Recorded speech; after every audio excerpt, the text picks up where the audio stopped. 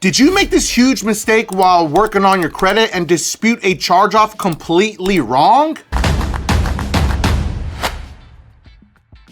Let me go ahead and say something that's gonna make a lot of people mad. If you've been disputing the balance on your charge-offs, you have been doing it wrong this entire time. And not kind of wrong, I mean fundamentally wrong. And the worst part, most of YouTube is teaching the same broken strategy. TikTok is teaching you the same broken strategy. The comment section are teaching you the same broken strategy. And that's why thousands of people keep saying, bro, I've disputed charge-offs 5 times and it never comes off. Yeah, because you're attacking the wrong thing in the wrong order. So today, I'm going to break down what a charge-off really is, why disputing the balance first is a waste of time, and why the CFPB is not your savior, and the only sequence that actually makes a charge-off vulnerable, and of course, how to build a real paper trail instead of praying for miracles. But before we get into it, make sure to comment the word charge-off if you currently have one. I want to see how many people in this video are actually dealing with this exact problem. So let's start with why most people never beat charge-offs. And here's the uncomfortable truth. Most people don't fail at credit repair because the system is rigged. They fail because they're undisciplined, impatient, and misinformed.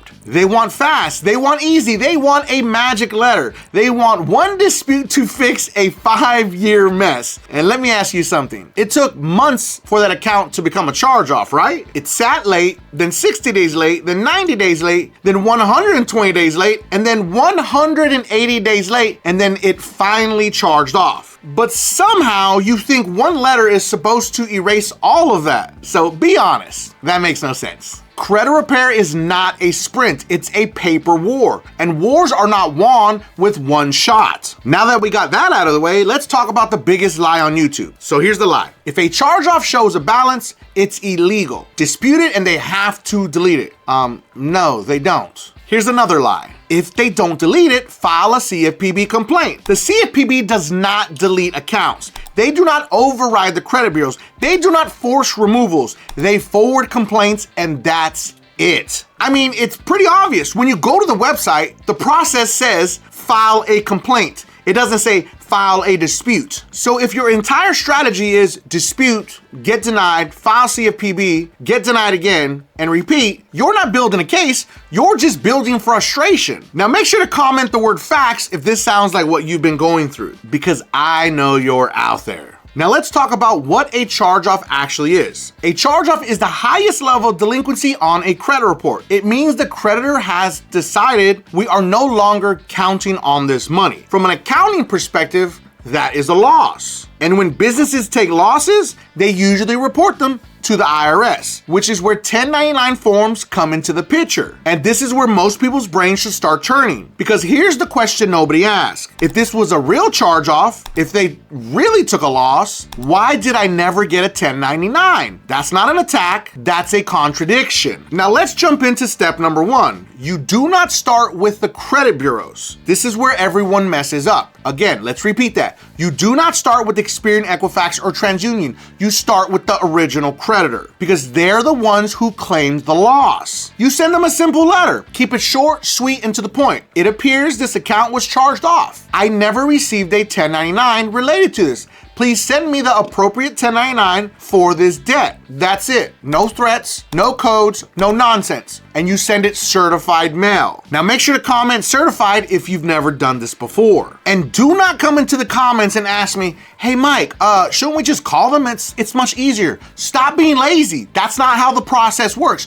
Do you think a random representative on the phone is going to be able to make a decision for a multi-billion-dollar bank? No, they're not. So you send the letter so it can get to the appropriate people that can make the decision properly. If not, you're just wasting time and you're not following the process that I created for you. A process that's worked for millions of people. Again, millions, not thousands, hundreds, or a couple of people, millions. Now this is the part that nobody likes, the waiting game, and understanding why this part matters. Because they will usually respond in 30 to 45 days. Now here's why this matters. If they issue a 1099, that means the debt is legally canceled. It no longer exists, it is no longer collectible, it is no longer a valid balance. That's not an opinion. That's how accounting and tax law works. But you must get them to admit that is not valid anymore. Did you just hear what I said? We need to get them to admit that it is no longer valid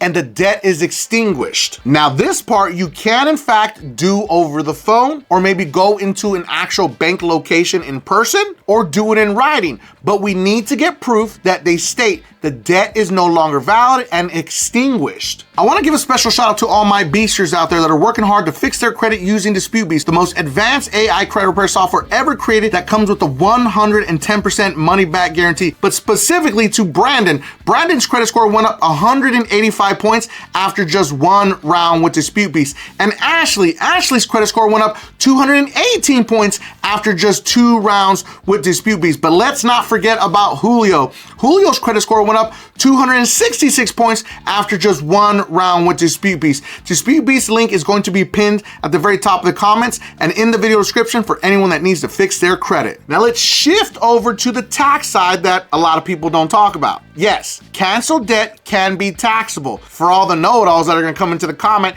it turns into taxable income. Yes, I'm aware, and we're gonna get to that part. There is something called Form 982 of insolvency from the IRS. Let's repeat that again. There is something called IRS Form 982 of insolvency. Most Americans are insolvent. So that's a conversation with your tax professional. Talk to your tax professional. And if your tax professional has no idea what IRS Form 982 of insolvency is, you need to fire them and find somebody better. But for credit purposes, here's what matters. Once the debt is extinguished, there should be no balance reporting anywhere. Last part's the most important. You see what we did there?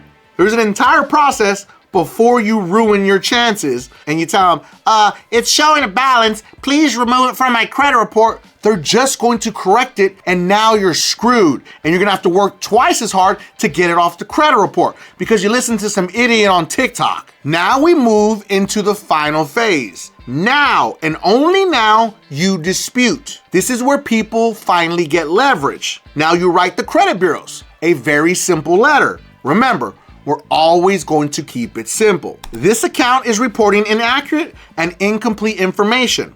The balance and dates are wrong. Please delete it, send it certified mail. Wait 30 to 45 days. And if they verify it, good. We want them to verify it. You're not gonna get emotional. You're documenting. And in your second letter, you're going to state, you failed to correct inaccurate information, please reinvestigate. Send your actual first letter that you sent, along with your credit reports as proof, and along with your receipt that you sent it certified. Wait again. On your third letter, this is my final notice. Now you have proof of canceled debt, proof of disputes, and proof of failure to correct. That's a paper trail. That's how pressure gets created. You have to understand why disputing the balance first never works. Because at that point, the system still thinks the debt exists. You're attacking symptoms instead of structure. Order matters, sequence matters, and process matters all the time. Now let's do a quick recap of the only order that makes sense. We verify the charge off legitimacy, that's step 1. Step 2, force tax documentation. Step 3, extinguish the debt. And we get them on a recorded call per your state laws and regulations or letter, which is always better. Number 4, then dispute the reporting. Number 5, then build a paper trail. And finally, number 6, then pressure works. Most people never fix their credit because they're impatient, they're inconsistent, and they're following bad advice. But you're not. And if this helped you, make sure to comment the word delete it. But if you don't want to do any of this, make sure to watch this video right here because it's going to show you how AI will do all the work for you, mail your letters, and it comes with a 110% money back guarantee. And if you felt that I brought you some value in this, make sure that you don't forget and subscribe to increase your credit score.